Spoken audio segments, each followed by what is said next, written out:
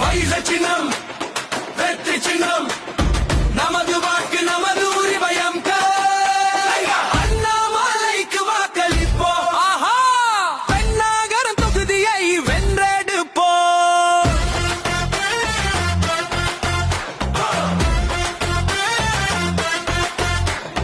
வீதி வீதியா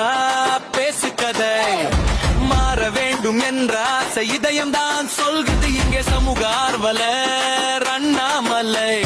சாதிக்க வந்த வேட்பாளரே நம்பிக்கை அவர் தோழரே